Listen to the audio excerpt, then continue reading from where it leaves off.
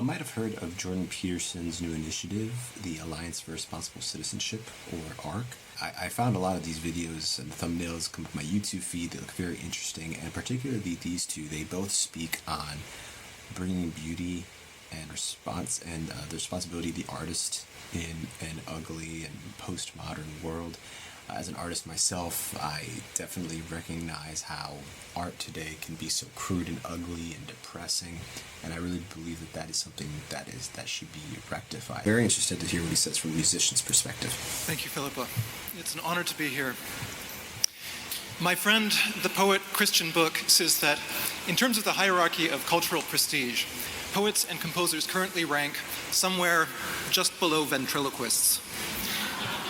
There is therefore a slight irony in a composer appearing at a conference promoting responsible citizenship, because it isn't self-evident where the responsibility of an artist lies. In some respects, devoting one's life to art can be an abdication of responsibility, because while the value of the arts is implicit and few would seriously question it, it is rarely explicit. It can be very difficult to tell if an individual artist is wasting your time or not. One clue might be if they're off in a corner talking to themselves rather than inviting you in, but we'll get to that later. I think it's a really good point, especially with so much art being so stupid and, again, crude or pointless, because even when I was in college, I remember my professors specifically not really wanting to argue whether putting effort or not into a piece mattered. Like, we don't know what art is, which is partly true, but if it's just something that you pulled out of your butt to make, it doesn't necessarily has more or less value than something that took a lot of effort. So I definitely understand his point about artists wasting people's time and thus people being skeptical of the value of art or the artist himself. Just something to share. The power of music is to transcend space and time, to speak to us in a symbolic language centered around fundamental polarities such as tension and relaxation, movement versus stasis, stability versus instability, and the establishment and the disruption of patterns and patterns within patterns, both in terms of local detail and on an architectonic level. As the poet Ezra Pound put it, when music strays too far from the dance, it wilts. So music provides us with abstracted, meaningful movement, allowing us to experience vicariously modalities of movement and, by extension, modalities of being that transcend the physical limitations of what we are able to do here on Earth. You can call it whatever you like, but what other reason would there be to be an artist than to celebrate being itself? So, what is the creative faculty? What is music other than celebration of being itself? That's really interesting. Because, you think about paints. Think about paints. Think about paintings. When you think about sculpture, I guess with any art, there's really a lot to be appreciated when it comes to how much work and skill it took to create it. But with music, not only does it occupy time, which you can say movies and film do, right? TV shows do. But music, it's so abstract, which it touches on, because it's all really in your head. You don't really see it. You could see things when listening to music, right? There can be things illustrated throughout music. But especially when it comes to dance, you move in your body to the beat, and a good bop always has some kind of beat that forces you almost. It really compels you to move. Compels you to move physically, not just emotionally. And I don't think there's really any other art that does that. And while you have to exist to appreciate every other kind of art, right? There's something to be said about what dance is. And dance really being the celebration of existing in space. That's so wild. Let's keep going. It is the capacity to make connections that others cannot see, to make those unlikely, unpredictable, and unaccountable leaps of logic and intuition that result in the limits of the human expressive capability being extended. modern communications technology also holds the alluring promise that all are, at least potentially, artists. Because there are no longer any barriers to access, anyone can produce anything they like, post it to YouTube, and potentially find an audience. A complete unknown leaping into the spotlight and very quickly amassing 1 billion views on YouTube is no longer outside the realm of possibility. Artists now have at their disposal tools so powerful that the musicians, painters, and poets of the past could scarcely have comprehended them. But we are also witnessing a profusion of cultural production so incredible in its dimensions that it is impossible to keep up with.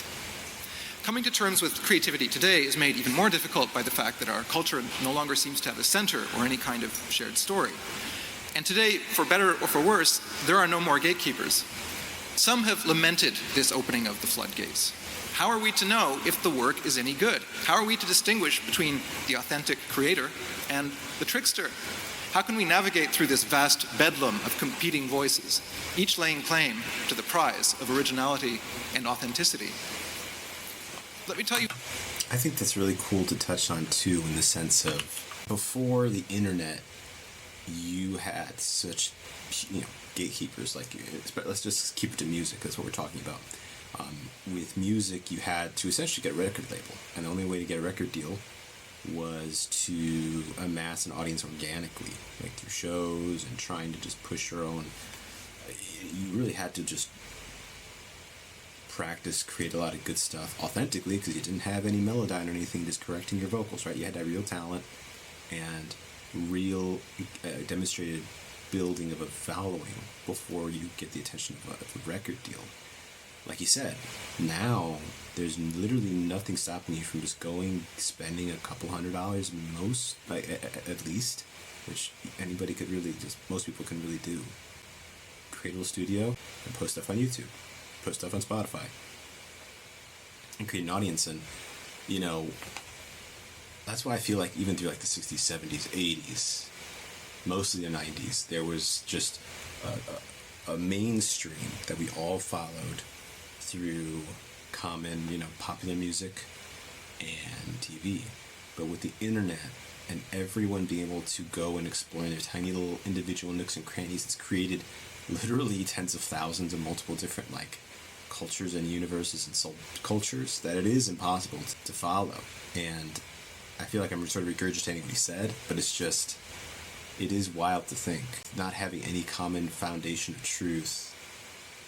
I really do feel like that's been the main cause of so much strife in regards to the quality of what we have from a value standpoint. Just the glorification of everything just so disgusting. And I guess that already started in the 90s before the internet, right? But it just made it much more possible and objective, I guess you could say. Let me tell you a story about the Austrian composer Anton von Webern. Webern had a kind of fanatical devotion to his art, of a kind and of an intensity that is extremely rare. He worked with tweezers and a microscope, creating extraordinary miniature worlds of exquisite lyricism, but equally strange intensity. He devoted his entire life to the production of these pieces. Webern's life was unspeakably tragic. His ability to earn a living, already extremely tenuous, was gradually reduced to almost nothing due to the Nazis' suppression of all forms of artistic modernism. His only son was killed on the front in 1945. Only a few months later, just after the end of the war, desperately tired, depressed, and ill, he was accidentally shot to death by an American soldier while residing in a small village in central Austria in order to escape unstable conditions in Vienna. Through all of this, somehow, Webern continued to compose, despite the fact that performances of his music had become increasingly rare, despite chronic poverty that was dramatically exacerbated by the war, despite the mockery of his contemporaries and the absence of any form of commercial success.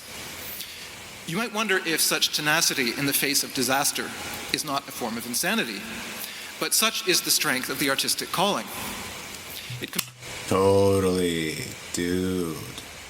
So many things to talk on here, like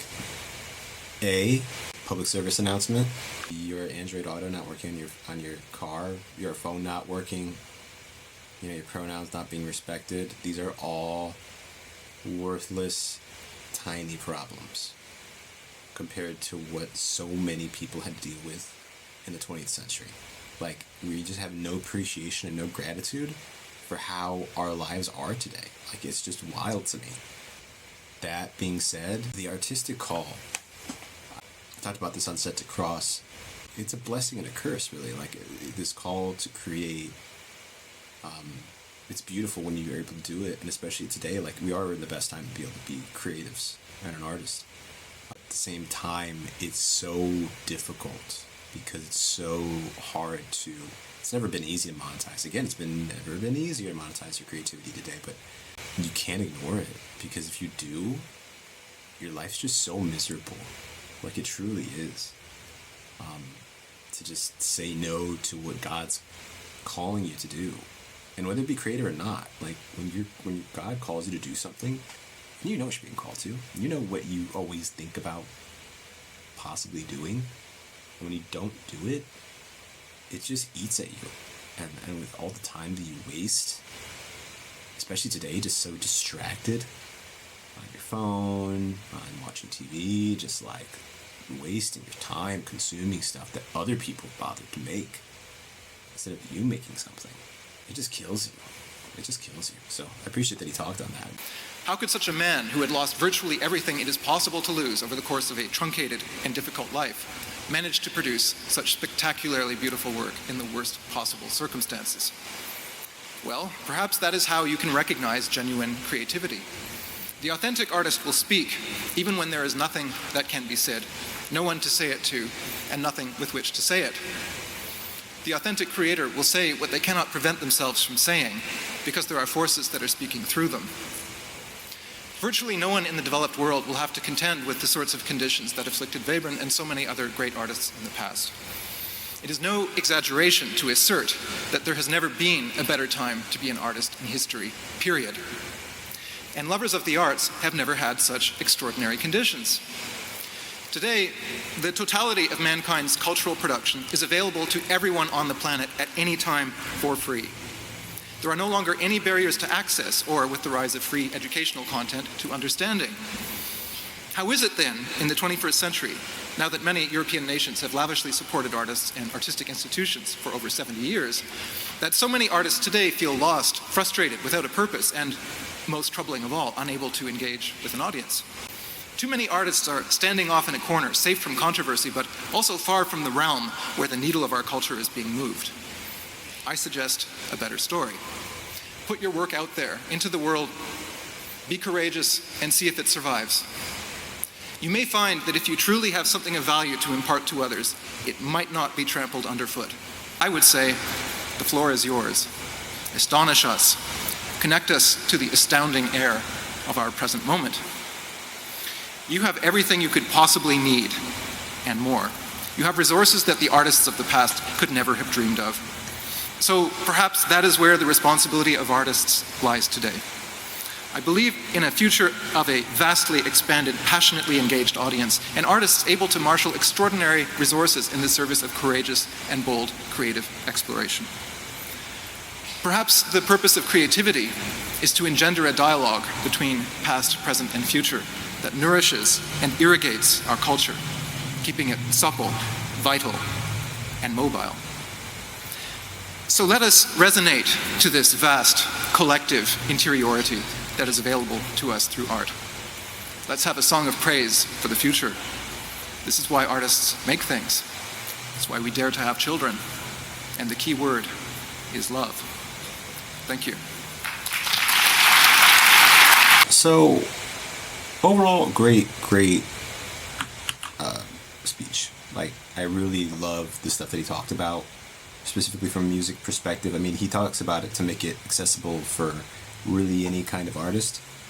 But as a composer, he obviously focuses on the point of view from a musician. And I think that his call for us to be courageous is needed.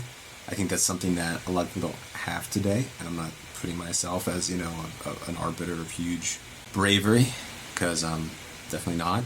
But I think there's something to be said about people needing to be courageous to just go ahead and create what they want and put it out there. Someone who's put stuff out there to no fanfare, I understand the hesitation of being disappointed. There's also something to be said about people just lacking the persistence to keep going. I feel like that's one of the reasons why TikTok is so big.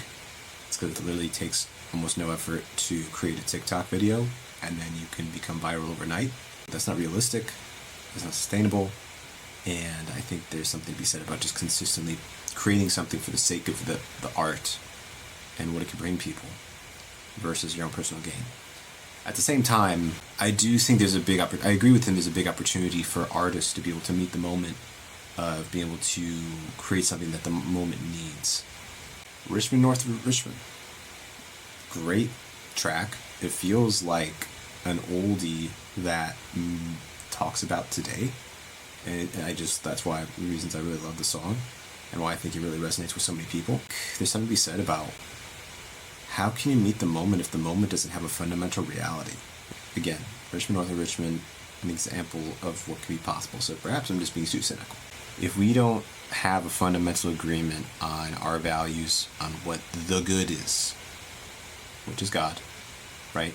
Which is Christ in the Western ethos, then how can we possibly have something that really brings people together?